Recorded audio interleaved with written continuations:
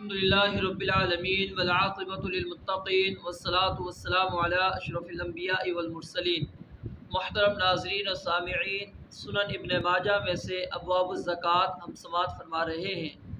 آج ابواب الزکوٰۃ کا عنوان نمبر 24 ہے، باب الصدقۃ علی ذی قرابۃ، کہ رشتہ داروں کو صدقہ دینا کیسا ہے۔ رشتہ داروں کو صدقہ دینا انسان کے لیے ڈبل اجر کا باعث بنتا ہے۔ ایک تو صدقے کرنے کا جو اجر قرآن و حدیث کے اندر رسول مکرم علیہ السلام نے بیان کیا وہ انسان کو ملتا ہے، اور نمبر 2 رشتہ داری کو جوڑنے کا جو اجر و ثواب ہے انسان کو وہ بھی اس میں حاصل ہوتا ہے۔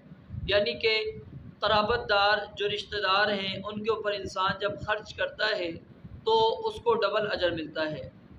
اب یہاں پر ایک بات سمجھ لیں، ایک رشتہ دار ایسے ہیں جو اس کے زیر کفالت ہیں، جیسے کہ مرد ہے، اس کی اوپر ذمہ داری ہے کہ اپنی بیوی کا نان نفقہ پورا کرے۔ یہ بیوی کا نان نفقہ یہ مرد کی ذمہ داری ہے کہ وہ اس کو دے گا۔ بچوں کا نان نفقہ یہ باپ کے ذمے ہے، مرد کے ذمے ہے۔ تو اب باپ جو ہے وہ اپنی اولاد کو زکوٰۃ کے طور پر رقم نہیں دے سکتا، یعنی زکوٰۃ کی جو رقم ہے اپنی اولاد کے اوپر خرچ نہیں کر سکتا۔ اسی طرح شوہر اپنی بیوی کے اوپر زکوٰۃ خرچ نہیں کر سکتا، لیکن بیوی جو ہے اس کے اوپر ذمہ داری نہیں ہے شوہر کی، اس کے اوپر ذمہ داری نہیں ہے بچوں کی۔ اب وہ اگر صاحب حیثیت ہے، صاحب نصاب ہے، تو خاوند اگر اس کا نادار ہے، وہ فقراء، غرباء، مساکین یا زکوٰۃ کے جو مصارف ہیں ان میں سے اس کا شوہر بھی آتا ہے، تو پھر اس کے اندر اس کو خرچ کرنا چاہیے، اور یہ ڈبل اجر کا باعث ہے۔ اسی طرح اولاد کی تربیت کے اندر، ان کی تعلیم کے اندر اگر بیوی ماں خرچ کرتی ہے تو یہ بھی اس کے لیے اجر کا باعث ہے۔ رسول مکرم صلی اللہ علیہ وسلم نے اس کو ڈبل اجر قرار دیا ہے۔ آئیے ہم حدیث مبارکہ سماعت فرماتے ہیں۔ حدیث نمبر 1834، عبداللہ بن مسعود رضی اللہ تعالیٰ عنہ کی زوجہ محترمہ سیدہ زینب ثقفیہ رضی اللہ تعالیٰ عنہ سے روایت ہے، بیان فرماتی ہیں کہ میں نے رسول مکرم علیہ السلام سے سوال کیا، کیا میری جانب سے اپنے خاوند پر اور اپنے زیر کفالت یتیموں پر خرچ کرنا صدقے کے طور پر کافی ہو سکتا ہے؟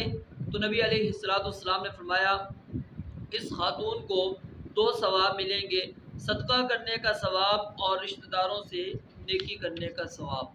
ایک دوسری سند سے بھی عبداللہ بن مسعود رضی اللہ تعالیٰ عنہ کی زوجہ محترمہ سے اسی طرح کی روایت منقول ہے۔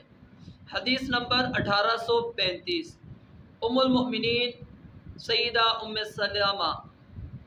سلمہ رضی اللہ تعالیٰ عنہ سے روایت ہے، انہوں نے فرمایا نبی علیہ السلام نے ہمیں صدقہ کرنے کا حکم دیا، تو عبداللہ رضی اللہ تعالیٰ عنہ کی، یعنی وہی عبداللہ بن مسعود ہیں، ان کی زوجہ محترمہ سیدہ زینب ثقفیہ نے عرض کیا، میرے لیے یہ صدقہ کافی اور درست ہوگا کہ میں اپنے خاوند کو صدقہ دے دوں، کیونکہ وہ نادار ہیں، اور اپنے یتیم بھتیجوں کو دے دوں، اور میں ان کا فلاں خرچ برداشت کرتی ہوں اور ہر حال میں ان سے مالی تعاون کرتی ہوں۔